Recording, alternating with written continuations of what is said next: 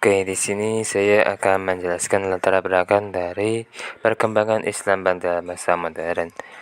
Pembaharuan tajdid dalam Islam merupakan upaya menyesuaikan pemahaman keagamaan dengan perkembangan sains dan teknologi modern, sekaligus menghidupkan kembali ajaran Islam yang murni dengan menjaga kemurnian nas dan membersihkan praktik bid'ah dalam pemikiran, ibadah, dan akhlak.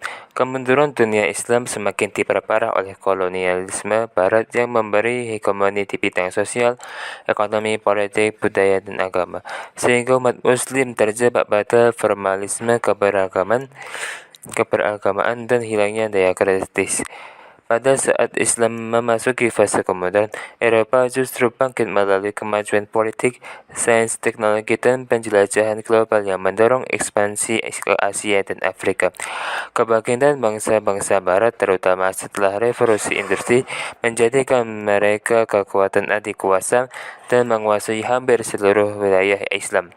Kondisi ini menimbulkan kegelisahan umat Islam yang merindukan kejayaan masa Rasulullah SAW dan sahabatnya, sehingga muncul dorongan kuat untuk memulihkan otentisitas Islam dan melahirkan gerakan pembaharuan sebagai respon terhadap berbagai tantangan sejarah tersebut.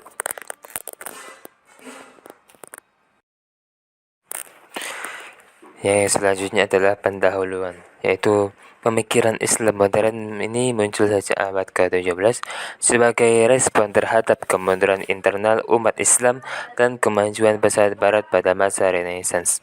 Munculnya ide-ide pembaharuan dipengaruhi oleh dorongan internal seperti gagasan Ibnu Taimiyah serta tekanan eksternal berupa imperialisme Eropa yang melemahkan dunia Arab, terutama kan Napoleon di Mesir tahun 1798. Kesadaran akan kelemahan umat dan dominasi Barat melahirkan gerakan pembaharuan yang dipelopori tokoh-tokoh besar seperti Jamaluddin Al-Afghani yang mengusung pan-Islamisme, perjuangan melawan kolonial. Oke teman-teman, jadi di sini aku akan menjelaskan perkembangan Islam pada masa modern di bidang pendidikan. Yang pertama itu tokohnya ada Jamaluddin Al-Afghani yang menyumbangkan gagasan besar yang menginspirasi pembaruan di Turki, Mesir, dan Hindia. Kemudian ia juga mengagumi kemajuan Barat, pengetahuannya namun sangat menentang imperialisme Eropa. Menurutnya, Islam adalah perpaduan antara ketuhanan dan akal, sehingga umat Islam wajib melakukan ijtihad untuk menerapkan prinsip-prinsip Al-Quran sesuai kebutuhan zaman. Jika tidak, umat akan mengalami kemandegan dan hanya meniru Barat tanpa pernah menjadi maju seperti mereka. Nah, jadi salah satu gagasannya itu pertama, Jamaluddin Al-Afghani dia itu anti imperialisme. Jadi sikapnya menolak penaklukan atau campur tangan negara asing untuk menguasai negara-negara Muslim saat itu. Kemudian dia juga menekankan bahwa kemunduran umat Islam ini terjadi karena meninggalkan ilmu pengetahuan. Jadi dia itu mengajak Muslim untuk mempelajari sains modern, filsafat, dan teknologi Barat. Nah, kemudian untuk ketuhanan dan akal, jadi Islam itu bukan hanya soal ibadah dan keyakinan kepada Tuhan, tapi juga menggunakan akal, berpikir rasional gitu. Intinya iman dan akal itu harus berjalan bersamaan. Adapun kemandegan itu, jadi jika umat Islam ini hanya meniru pendapat ulama terdahulu tanpa pernah ingin berpikir lebih maju, ini akan mengakibatkan ketika Barat maju dengan ilmu dan teknologi, umat Islam hanya bisa menyalin tanpa mampu menciptakannya sendiri. Nah, dengan meniru saja juga tidak bisa dan tidak akan membuat bangsa ini menjadi kuat dan maju seperti itu. Kemudian yang kedua itu ada Muhammad Abduh dan muridnya yaitu Muhammad Rashid Ridho yang melanjutkan gagasan pembaruan Al-Afghani. Mereka terpengaruh oleh pengalaman di Eropa dan memiliki pengetahuan modern. Melalui jurnal Al-Urwa Al-Wusta, mereka menyebarkan ide-ide reformasi Islam. Abduh dan Ridho berpendapat bahwa kemunduran Islam disebabkan oleh banyaknya bid'ah yang menjauhkan umat Islam dari ajaran murni, sehingga diperlukan pemurnian dan pembaruan agar umat Islam kembali pada prinsip dasar yang rasional, murni, dan progresif. Pada bidang politik, Muhammad Abduh menggagas konsep kebebasan insaniah, yaitu memberikan kebebasan politik dan kebebasan berorganisasi kepada umat, yang diharapkan hal tersebut dapat membuat umat manusia melakukan segala sesuatu dengan penuh kesadaran sehingga apa yang diharapkannya dapat digapai. Kesadaran ini tentunya akan hadir setelah reformulasi Islam atau mampu bangkit dan keluar dari kungkungan dogma-dogma agama dari bangsa barat. Yang kedua, Jamaluddin Al-Afghani. Jamaluddin Al-Afghani bersama dengan pan-islamismenya mampu menginspirasi umat Islam dan dunia Islam untuk bersatu dan mengembangkan nasionalisme di antara mereka. Jamaluddin Al-Afghani dalam melihat kondisi real masyarakat dan dunia Islam yang semula mencapai kejayaan, lalu kemudian terjadi suatu stagnasi pemikiran yang menyebabkan umat Islam berada dalam trauma kekalahan demi kekalahan. Dunia Islam berada dalam himpitan dan kekuasaan para penjajah dari Barat yang sebelumnya amat jauh dari apa yang telah digapai oleh umat Islam. Bahkan umat Islam menjadi tumpuan dan harapan bagi dunia luar. Dalam kondisi yang demikian, Jamaluddin Al-Afghani berkesimpulan bahwa kemunduran Islam bukanlah karena ajaran Islam sebagaimana yang banyak diduga dan dilontarkan oleh orang-orang yang tidak senang kepada Islam, sehingga Islam dianggap tidak sesuai dengan perubahan zaman dan kondisi baru. Karena itu, Jamaluddin Al-Afghani menilai bahwa sumber kelemahan dunia Islam adalah lemahnya solidaritas umat Islam. Barat tidak lebih kuat dari umat Islam bila saja mereka mau bersatu menghadapinya. Persatuan dan kesatuan umat Islam sudah lemas sekali. Karena itu, umat harus bersatu dalam pan-islamisme. Kemudian yang ketiga ada Rashid Ridho. Beliau dalam fikih munakahat, yang pertama, Ridho menegaskan posisi poligami di dalam Islam, yaitu dengan mempertimbangkan dua ayat. Yang pertama, Quran Surat An-Nisa ayat 3 dan Quran Surat An-Nisa ayat 129. Maka dapat diketahui bahwa kebolehan berpoligami di dalam Islam adalah perkara yang mendesak.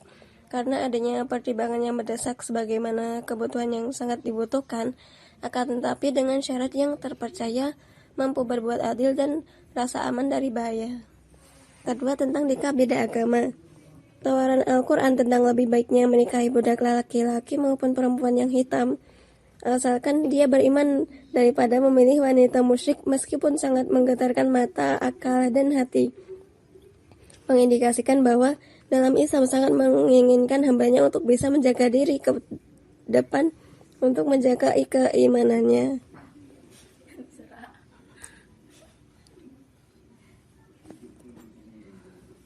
Selanjutnya adalah dari bidang ijtihad. Ini ada dua tokoh. Yang pertama adalah dari Jamaluddin Al-Afghani, yaitu sebagai tokoh pembaru Islam yang sangat gigih menyerukan dibukanya kembali pintu ijtihad. Ia meyakini bahwa tertutupnya ijtihad adalah akar penyebab kelemahan dan ketertinggalan umat Islam. Makanya ijtihad harus disesuaikan dengan pemahaman syariat yang relevan dengan perkembangan zaman modern. Berikut ini adalah langkah-langkah pembaruan yang dilakukan oleh Jamaluddin Al-Afghani. Yang pertama adalah perenungan nilai-nilai Islam yang langsung dari Al-Quran. Yang kedua, menghilangkan fanatisme mazhab dan taklid buta. Yang ketiga, menyesuaikan prinsip Islam dengan kondisi masyarakat. Yang keempat, memberantas khurafat dan bid'ah. Yang terakhir adalah mempersatukan umat Islam dalam kesatuan. Yang selanjutnya adalah dari tokoh Muhammad Abduh, yang merupakan tokoh yang terpengaruh oleh pemikiran Ibnu Taimiyah.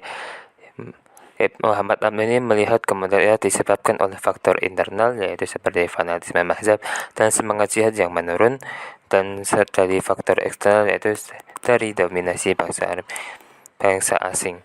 Strategi yang pembaharuan yang dilakukan oleh Muhammad Abduh adalah, yang pertama adalah pemurnian ajaran, yaitu dengan membersihkan Islam dari pengaruh dan kebiasaan yang bukan berasal dari Islam. Yang kedua, dari reformasi pendidikan, yaitu mengadakan pembaharuan sistem pendidikan khususnya di perguruan tinggi.